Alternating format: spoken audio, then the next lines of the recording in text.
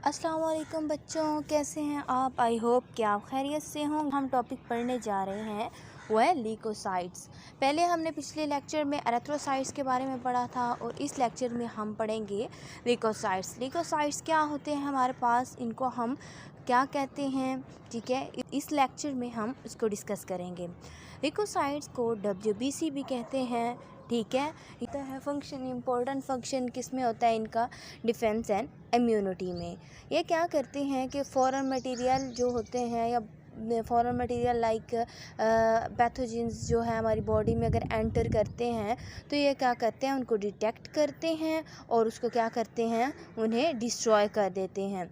ये क्या होते हैं, ये लार्जेस्ट होते हैं, लार्जेस्ट ब्लड सेल्स होते हैं, लेकिन एक ने ये सिर्फ 1% जो होता है ब्लड वॉल्यूम का होते हैं।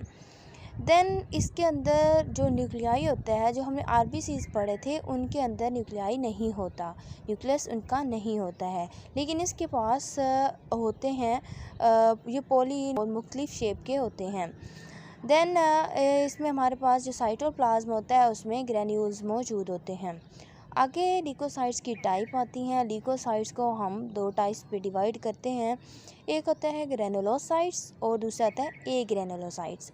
यानी ग्रेनुलोसाइट की इनको डाई करते हैं तो उसके अंदर हमें ग्रेन्यूल्स दिखाई देते हैं, ठीक है। उस बेस पे और जिसमें नहीं दिखाई देंगे हम उसको ए ग्रेनुलर कह देंगे, ए ग्रेनुलोसाइट्स कह देंगे उन सेल्स को, और जिनमें दिखाई देंगे उनको ग्रेनुलोसाइट्स कहेंगे।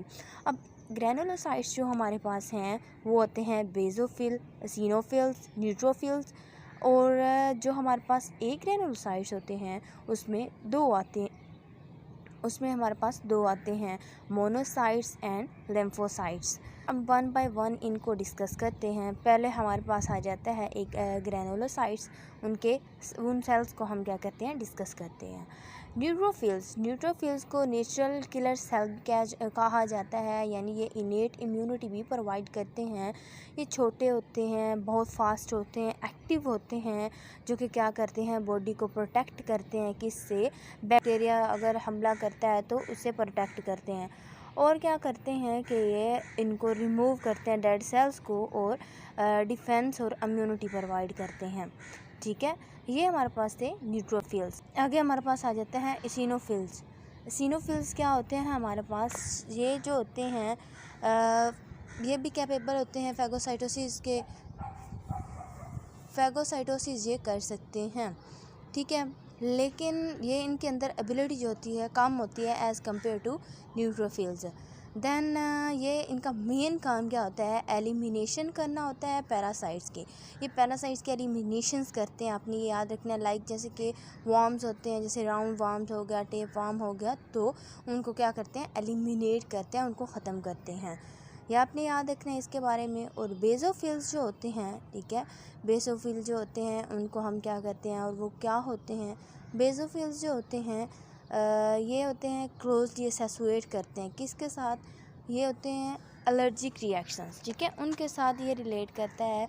कोई भी एलर्जी होती है तो ये एलर्जिक रिएक्शन देता है, और इसके पास साइटोप्लाज्मिक ग्रेन्यूल्स मौजूद होते हैं, जो कि उसके अंदर, उन ग्रेन्यूल्स के अंदर क्या होता है, हेपारिन, हिस्टामिन और कुछ अदर सब्सटेंसेस होते हैं, ठीक है। बेसोफिल्स और मास्ट सेल्स में क्या फ़र्क होता है, बेसोफिल्स जो होते हैं जब वो एक ब्लड वेसल के अंदर होंगे तो हम उसको क्या करते हैं, उसको हम उन सेल्स को हम क्या कहेंगे, बेसोफिल्स कहेंगे। और जब वही सेल बाहर टिश्यूज़ में होंगे, यानी टिश्यू के अंदर पाए जाएंगे, तो हम उनको क्या कहेंगे, मास्ट सेल्स कहेंगे, ठीक है। ये होता है इसमें डिफरेंस, बस लोकेशन चेंज होने की वजह से उसका नाम चेंज हो जाता है। आई होप इस चीज़ की आपको समझ आई होगी। देन हमारे पास आता है ए ग्रेनुलोसाइट्स। ए ग्रेनुलोसाइट्स में हमारे पास पहले आएगा मोनोसाइट्स भी ये नेचुरल किलर सेल्स होते हैं, ठीक है, फैगोसाइटोसिस करते हैं, मैक्रोफेजेस होते हैं, ये लार्जेस्ट होते हैं WBC, ठीक है। ये रेड बोन मैरो से रिलीज़ होते हैं बनने के बाद, ठीक है। ये माइग्रेट करते हैं टिश्यू में और वहाँ पर ये मैक्रोफेजेस में डिवेल्प हो जाते हैं। इम्पोर्टेंट इनका काम क्या होता है, कहाँ पर इनका फंक्शन क्या है इन्फ्लामेशन में और इम्यूनिटी में। देन हमारे पास आ जाता है लिम्फोसाइट्स।